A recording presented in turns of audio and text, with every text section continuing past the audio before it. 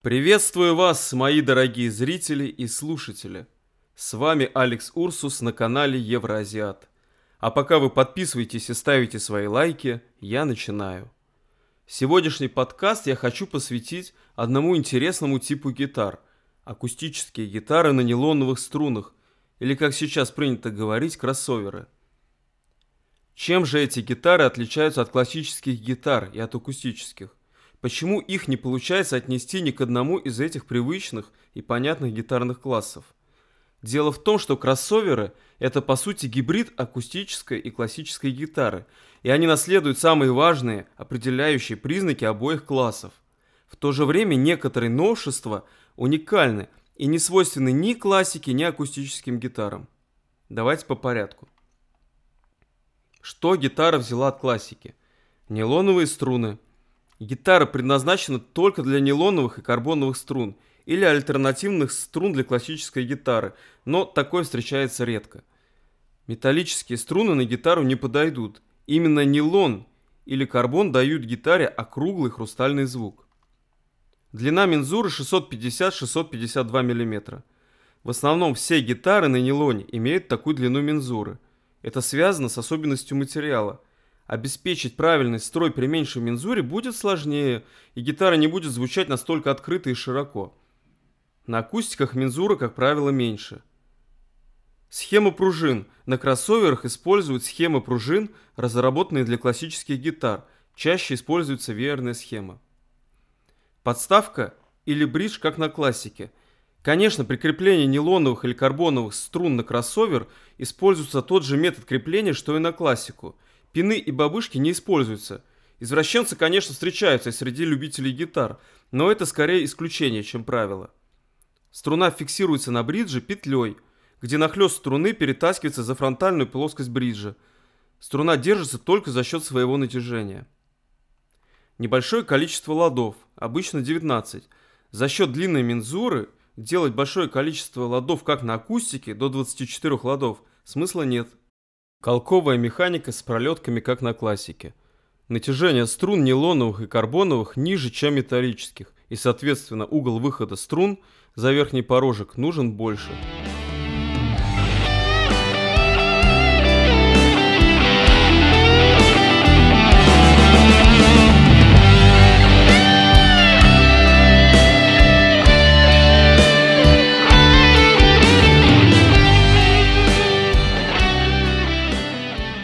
Что гитара взяла от акустической гитары?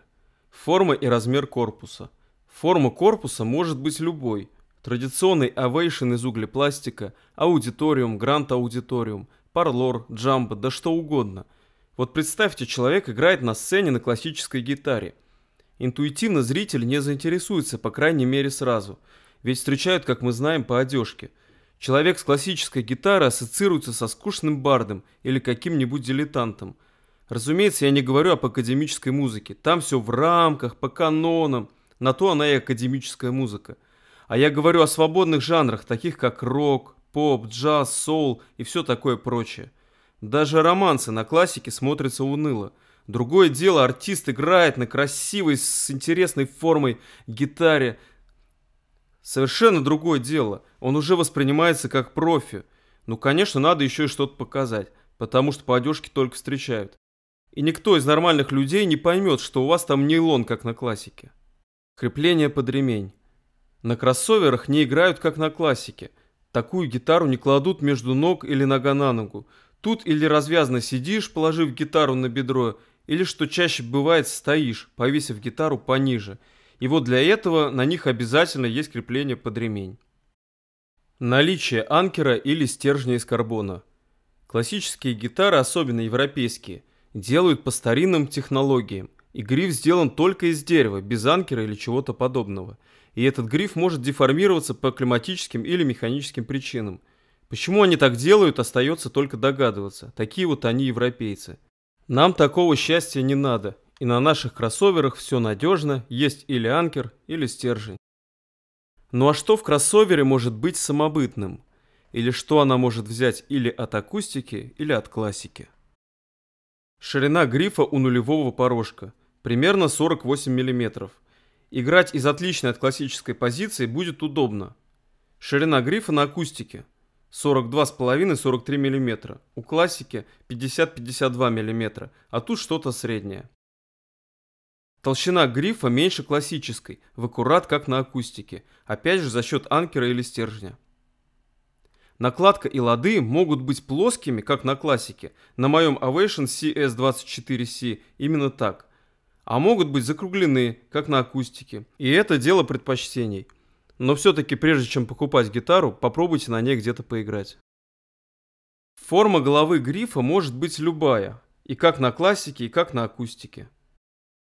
Резюмирую. Если вы играете в свободных жанрах, любите переборы, играете разными пальцевыми техниками, а также любите играть на нейлоне медиатором, как Иван Смирнов, а у него была как раз такая гитара, то присмотритесь к кроссоверам. Звук у нее отличается от классической гитары, и играть стоя или сидя расслабленно удобнее в разы. Моя личная рекомендация – ставить не нейлоновые струны, а карбоновые. У них звук более универсальный, сильный и строй держит лучше. Да, еще хочу добавить, звук нейлона или карбона, он внежанровый, он не имеет стилистической окраски, как, скажем, металл, который воспринимается как рок или дворовая гитара. Нейлон будет уместен во всех жанрах, при, конечно, хорошем скилле. Всем, кто слушал, спасибо. Подписывайтесь, ставьте лайки. Всем удачки!